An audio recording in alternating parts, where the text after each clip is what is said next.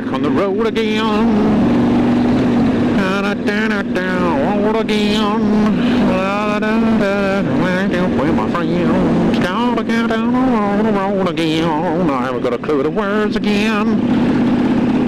I'm making a dick of myself again. The sheep is all my friends. I wanna come back to Wales again and again. I wanna get up in the moors again. Hey, hey, Dead Bug Davies out and about. At the moment, I'm up in Wales. I have made a couple of videos on my phone, but it's been so fucking windy. Sorry, didn't mean to swear, but it has been windy. That it's kind of messed up my microphone, so I'm out and about. My dad's at home in the chalet, and I just decided to come for a little ride and see if I can find a little road that me and my nephew took not long ago. Last time we were here, yeah, we took like a little side road, some little random road. This road here, which is just down from the chalet, which we're staying up a little bit further up there, is probably one of my favourite roads I've ever ridden of all time.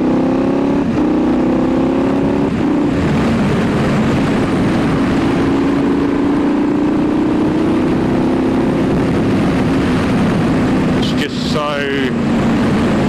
got to be careful because that sun is right in my eyes. The road is just so demanding actually. It's a fast road, but there's a lot of blind corners. As you can see, the sun messes you up. This is the first time I've ridden here since we came back, so I really don't know this road. Not anymore. You know, I only come here 1 week out of the year, and I only ride this road a couple of times out of that year, so.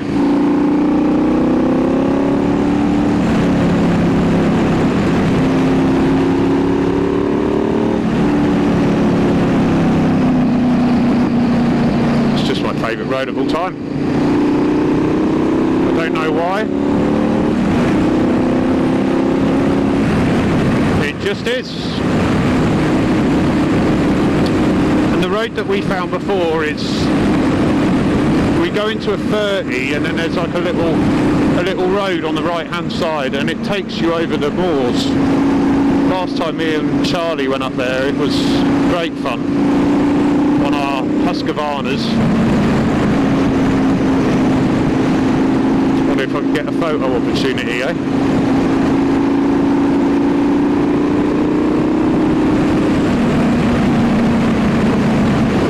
Oh, I do love this road.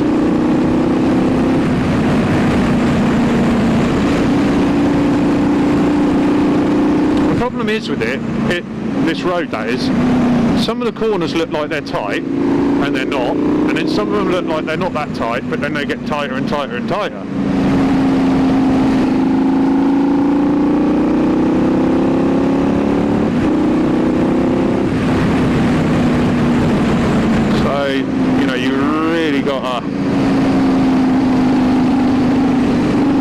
That sort of corner was so blind.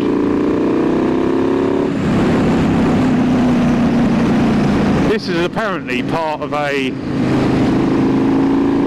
here we go. That road was apparently a part of a course which people that live around here or in the surrounding areas, they made up, so they made up their own TT course.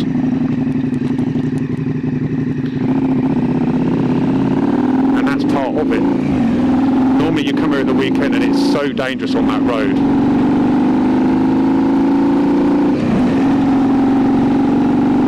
Right, so this is, well, I think this is the road that me and Charlie came. I can't remember it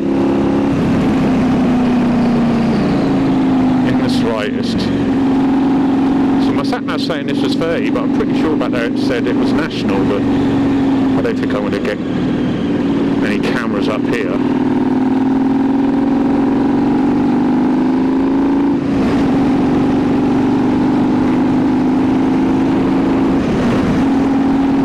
Anyway, just doing like a little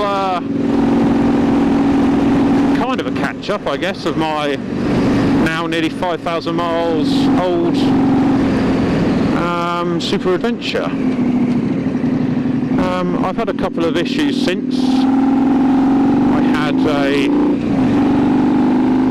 front brake light switch failure came up on my dash, done like the old red bar on the dash, so it was like a major fault, but took it to the dealer, they said they couldn't find nothing, and it's weirdly only happened on the days where it was really hot in England. Very weird, I don't know. And I had another failure which was a lot worse than that, and the actual dash failed. All the idiot lights worked, but the actual dash was just blank. It seemed to correct itself, but the bike rode okay. I rode it 5 miles down the road, taking it easy, and yeah, it didn't seem to like correct itself, but then all of a sudden it was fine, so it was very weird. That view.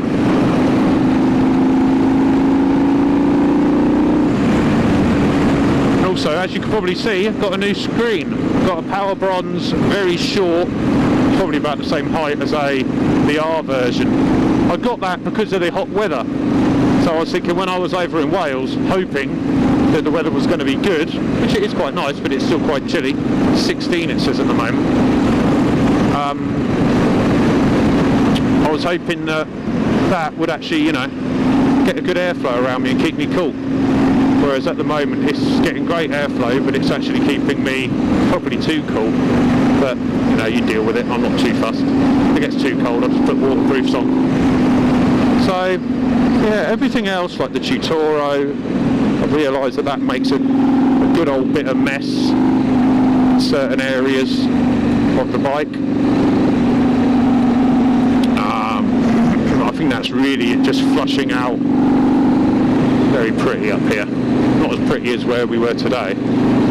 Yeah, back to the Tutoro. I think that the oil in there, when it got very hot, it becomes less viscous, and it was just, it wasn't spraying everywhere, but it was just kind of all at the front sprocket, in a little front sprocket cover, it was just splattered everywhere, and it was all running down the side stand. After a couple of days, or after I'd cleaned it, you know, I'd kick the side stand down and you'd get like a couple of splashes come off. So it still works fine. I think I need the dual nozzle on it so it can do both sides of the chain. But it's really just for when I'm out exploring like this, really. It's very easy to actually oil the chain on this, so I don't really need it on this. But one thing I do have to say, I watched a video the other day about this bike by Teapot1, and he brought up a point that I made, I believe, at some point in one of my videos, of how hard this is to actually oil the chain, because the swing arm blocks so much of it, which is kind of why I've got the auto oiler on it, just to hopefully cut down on aggro. But it works fine. The Tutoro works on a... Oh yeah, I remember this now. We went that way. I'm just going to pull over and walk you around the bike. So the Tutoro works on a basis of like a piston inside. That, let me just stop that, turn that off. It works on a piston that is actually inside the actual unit. I'm going that way so you don't see my license plate. So internally in here there's like a little piston which moves about 1 millimeter, and each time, like, you use this to adjust it. But at the moment, like, if that dot was pointing up, that would be off, but at the moment it's pointing to the left, so it's on a very tiny amount. Every time the bike bounces around, it feeds a little bit of oil. Right, so yeah, everything has been good. As I said, there's the tiny little screen. That's in its lowest position. It's still very short. Highest position, it's not even the same as in the low position of the original screen. It's very nice for hot weather. But everything else is fine. Still loving the fuel exhaust. Luggage, while not developing any leaks, I've noticed at some points, especially on the side panniers, the actual handles, when you turn the key to unlock them, they don't pop open anymore. The handles don't pop up. You have to actually physically get your fingernail in there and pop them out now. So that's like a little, but they still work fine. You know, they're still watertight, so who cares? Plenty of sheep here, look, all come to see me. I did notice it was, I don't think it was burning it, but I think it was using a lot of coolant, so I had to fill up the coolant the other day, because that was right down very low. It's very easy, just that screw, and then it slides forward. It's a bit tight, but it's easy, and then that bit there just pops off and fill it up from there. I still haven't tried like the KTM MyRide yet. I should really download that onto my phone. Yeah, I think me and Charlie, sorry to break subject, I think we went that way. Never went that way. But yeah, I think I'll do that again. The little bag on there, little Givey bag, picked that for 20 odd quid off eBay. It's alright, but obviously strapping it this way isn't ideal, and it's probably going to mark the back bits, but I'll just get a sticker. The Oxford seat one, I've had that for a few years, it's very reliable.